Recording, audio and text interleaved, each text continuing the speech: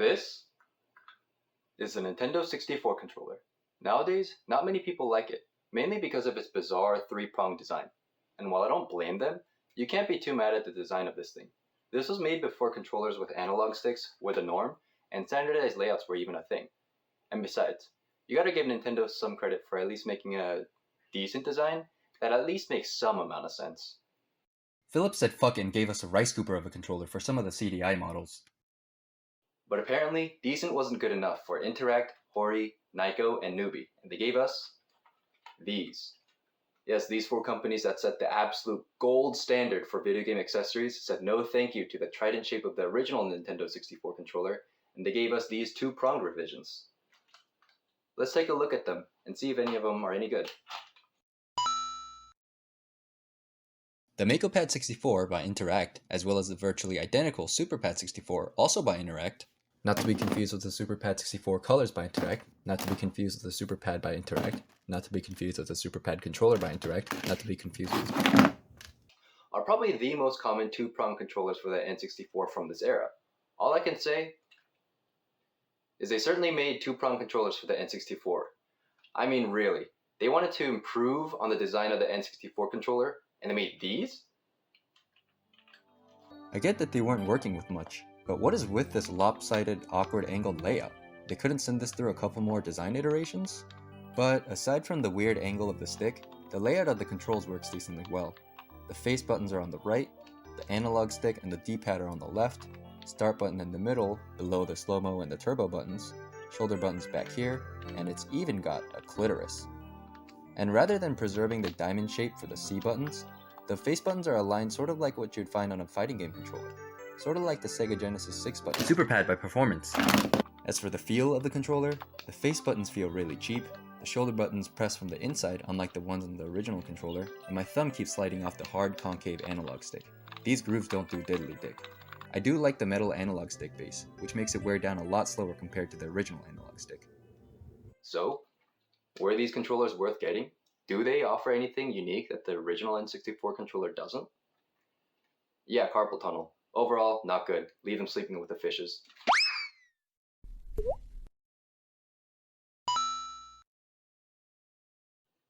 The HORI Mini Pad by HORI is praised as the best controller for the Nintendo 64, particularly by the Smash Bros community, and for good reason in my opinion. The layout makes the most sense I think with the given inputs, prioritizing the analog stick and the face buttons, with the D-pad still very accessible in the middle with either hand. The D-pad is also the signature Nintendo-style cross-shaped D-pad instead of a shield like some other unofficial controllers.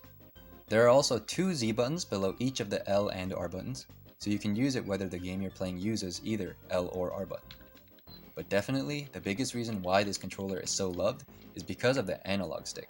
It feels much more like the one found on a GameCube controller, as it uses a similar mechanism. In addition, the buttons also feel nice and high quality, and this controller's got a nipple. The only issue someone might have with this layout is that it might be a little bit too small. Look, it's literally the same size as this Fisher-Price controller. And even with all the positives, I'm not really sure if I can justify paying the high price for one of these if you're a casual player like I am. Sure, precise inputs are important if you play Smash competitively, but come on, do I look like a Smash Bros player?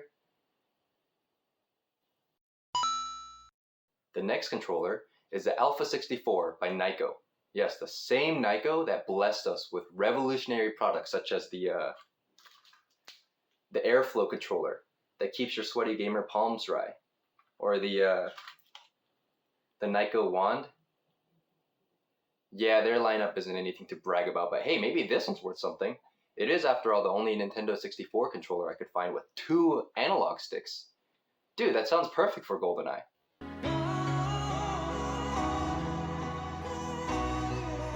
Yeah, so the one amazing potential this controller had was dual stick GoldenEye, and it couldn't even do that. So how this works is there's a switch on the back that activates either the left or right analog stick, but not both at the same time. Yeah, disappointing, I know. But even if this thing did work the way you'd expect it to, you wouldn't want to use it for dual stick GoldenEye anyways. First of all, this analog stick sucks. The stick spins when you try to use it, and worse is that it's really stiff. When I was testing it, I had to make sure my thumb was dead center, or it would just keep falling off. Second, you can just plug in 2 original controllers and use the better analog sticks for games that support dual analog.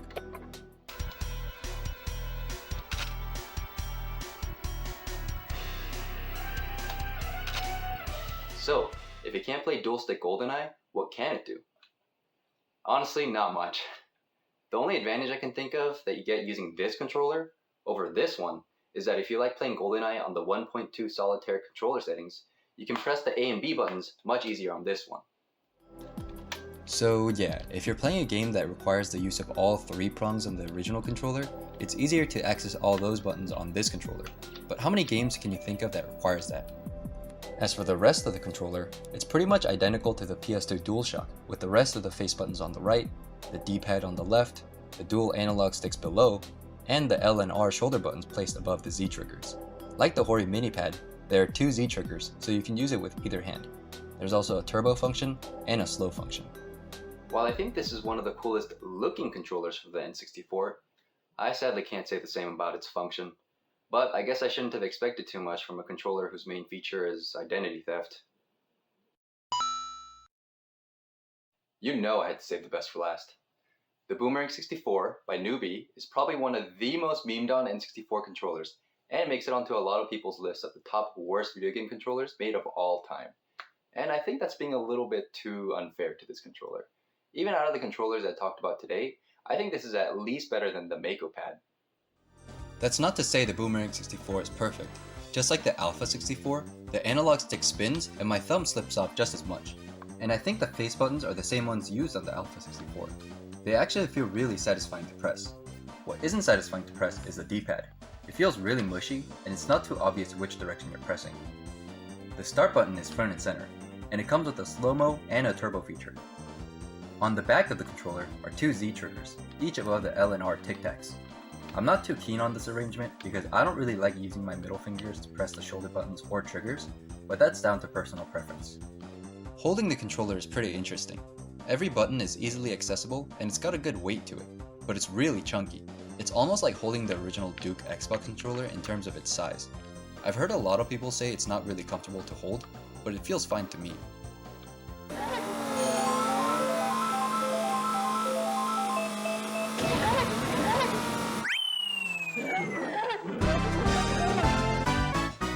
It also has built-in rumble, which is also cool because you won't have to repeatedly switch between the control pack and the rumble pack. You still do have to take the control pack out every time for the rumble to activate, which really takes away from the convenience. Overall, the Boomerang 64 isn't the worst controller. Okay, but seriously, it's not a bad controller, but it could be so much better. I wish the stick didn't spin, I wish the D-pad wasn't so mushy, I wish the rumble worked without having to take the control pack out, and I wish it actually returned back to you when you throw it like a boomerang. Sadly, I don't think it's a controller that I'll be returning to. Also, side note, everyone always compares this to the PS3 prototype controller, but I think it looks a lot more like the Apple Pippin controller. So that's all the 2-prong controllers that I could find for the N64, and honestly, I'd say the HORI Pad Mini is the only one that's really worth your time. That alongside the original one, of course. But putting aside how terrible most of the other controllers were, I still love it when these companies create controllers that aren't carbon copies of the original design. It really shows off their creative side. Except maybe Interact with their 50 controllers named SuperPad. And when everyone's super, no one will be. Hi, thank you so much for watching till the end. This was my first video, so it's not going to be perfect. It's going to be a learning process as I make more, hopefully make more videos. But yeah, I really hope you enjoyed it. I hope you'll see me again. Thank you. Bye.